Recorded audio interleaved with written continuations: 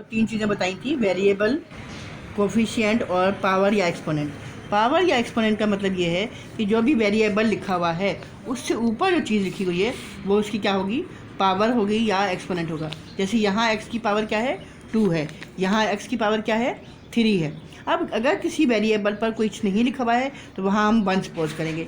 यहाँ एक्सपोनेंट 1 है, यहाँ एक्सपोनेंट 1 है, यहाँ एक्सपोनेंट 2 है, यहाँ एक्सपोनेंट 1 है, इधर कुछ नहीं लिखा हुआ, एक्सपोनेंट 1 है, इसका एक्सपोनेंट 1 है, इसका एक्सपोनेंट 3 है, यहाँ पर a का भी एक्सपोनेंट 1 है और b का भी एक्सपोनेंट 1 है। अगर वेरिएबल से ऊपर कोई टर्म लिखी हुई है, नंबर लिखा हुआ है, तो वो एक्सपोनेंट होगा। अगर कुछ नहीं लिखा हुआ तो वहाँ हम 1 सपोज कर लेंगे। अब उसके बाद एक और चीज़ होती है, उसे हम कहते हैं कांस्टेंट।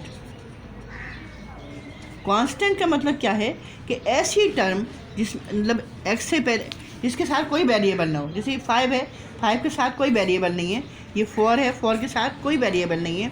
यहाँ 3 के साथ कोई वेरिएबल नहीं है, तो ये चीज़ क्या कहलाएगी, कांस्टेंट कहलाएगी। यहाँ इस 5 के साथ x मौजूद है, लिहाजा इसको हम कांस्टेंट नहीं कहेंगे, इसको हम क्या कहेंगे, कोफिशिएंट कहेंगे। लेकिन अगर हमारे पास कोई नंबर लिखा हुआ है और उसके बाद कोई वेरिएबल मौजूद नहीं है तो उसको हम कांस्टेंट कहेंगे। अब हमारे पास क्या चीज़ आ गई, वेरिएबल, कोफिशिएंट, एक्सपोनेंट और कांस्टेंट। इन सब चीज़ों को अगर हम प्लस, माइनस, मल्टीप्लाई या डिवाइड के साइंस की मदद से मिला दें तो चीज़ क्या बन जाएगी, अलजेब्रिक एक्सप्रेशन बन जाएगी। डेफिनेशन हम क्या बताएंगे कि वेरिएबल, कोफिशिएंट, एक्सपोनेंट और कांस्टेंट को हम मिला के एक चीज़ लिखें और उसको मिलाने के लिए हम कौन से सिंबल यूज़ करें, प्लस, माइनस, मल्टीप्लाई या डिवाइड के साइंस के ज़रिए अगर हम इन चीज़ों को मिला देते हैं तो जो चीज़ हमें हासिल होती है उसको हम अलजेब्रिक एक्सप्रेशन कहते हैं। जैसे यहाँ पर हमने वेरिएबल और कांस्टेंट को प्लस के ज़रिए मिलाया है, यहाँ हमने इसमें प्लस और माइनस का साइन यूज़ किया है, इसमें कोई साइन नहीं है, इसका मतलब क्या है, हमने मल्टीप्लाई किया हुआ है। हमने इन चारों चीज़ों को इन साइंस के ज़रिए जब मिलाते हैं तो हमें अलजेब्रिक एक्सप्रेशन मिल जाती है। अच्छा जी, अब हमारे पास है कि हमें कैसे पता चलेगा इस अलजेब्रिक एक्सप्रेशन में टर्म्स कितनी है। टर्म्स के लिए यह है कि जब प्लस या माइनस का साइन आ जाए तो वो अगली टर्म काउंट हो जाती है। जैसे अगर मैंने लिखा है 35ABC, इसमें कोई प्लस या माइनस का साइन नहीं है, लिहाजा ये एक ही टर्म काउंट होगी। लेकिन अगर फ़र्ज़ कीजिए मैंने यहाँ प्लस का साइन लगा दिया तो ये एक टर्म अलग हो गई, दूसरी टर्म अलग हो गई, 2 टर्म्स काउंट हो जाएंगी।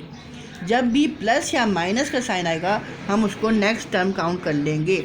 अब यहाँ पर अगर प्लस का साइन नहीं होता तो ये मैं एक टर्म कहती, लेकिन अगर बीच में प्लस का साइन आ गया है तो ये एक टर्म हो गई, ये दूसरी टर्म हो गई। इसी तरह से अगर यहाँ माइनस का साइन बना देती हूँ तो ये जो है ये 3 टर्म्स काउंट हो जाएंगी। जब भी प्लस या माइनस का साइन आएगा टर्म्स जो है वो काउंटिंग में चेंज हो जाएगी। अगर कोई प्लस या माइनस का साइन नहीं है, जैसे ये टर्म है, ये एक ही टर्म हो जाएगी, यहाँ पर ये 3 टर्म्स काउंट हो जाएंगी, यहाँ पर 2 टर्म्स काउंट हो जाएंगी। तो क्या चीज़ मैंने आपको बताई कि अगर हमारे पास किसी भी एक्सप्रेशन में प्लस या माइनस का साइन नहीं है तो वो एक ही टर्म काउंट होगी। लेकिन अगर प्लस या माइनस का साइन आ जाता है तो जहाँ पे प्लस का साइन आ रहा है वहाँ से टर्म जो है वो अलग काउंट हो जाएगी। अब टर्म्स के लिहाज से एक्सप्रेशंस की जो टाइप्स हैं उनको हम डिस्कस करते हैं। अगर किसी एक्सप्रेशन में सिर्फ एक ही टर्म मौजूद है तो उसे मोनोमियल कहते हैं, ठीक है। अगर किसी एक्सप्रेशन में 2 टर्म्स मौजूद हैं तो उसे बाइनोमियल कहते हैं। अगर किसी एक्सप्रेशन में 3 टर्म्स मौजूद हैं तो उसे ट्राइनोमियल कहते हैं, ठीक है जी।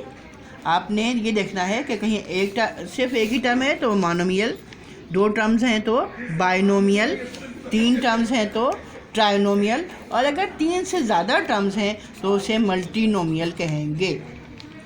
एक बार मैं आपको फिर क्लियर कर रही हूँ कि जहाँ पर प्लस या माइनस का साइन आएगा वहाँ से टर्म अलग काउंट हो जाएगी। इसमें प्लस या माइनस कुछ नहीं है, लिहाजा एक ही टर्म है। एक टर्म हो तो उसको हम क्या कहेंगे, मोनोमियल।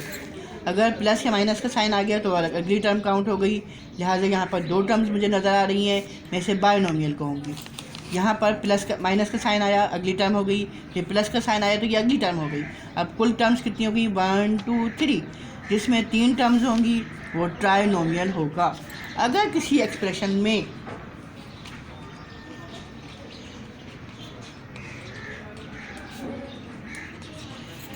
एक दो तीन चार टर्म्स आपको नज़र आ रही हैं, 3 से ज़्यादा टर्म्स हैं, चाहे वो 4 हों 5 हों 6 हों, तो उसे मल्टीनोमियल कहेंगे। क्लियर? यानी अलजेब्रिक, ये सब क्या है, अलजेब्रिक एक्सप्रेशंस हैं। इनकी मैंने टाइप्स आपको बताई है कि अगर एक टर्म हो तो मोनोमियल, 2 टर्म्स हों तो बाइनोमियल, 3 टर्म्स हों तो ट्राइनोमियल, और अगर 3 से ज़्यादा हों तो मल्टीनोमियल कहेंगे। ठीक है जी। उसके बाद हम देखते हैं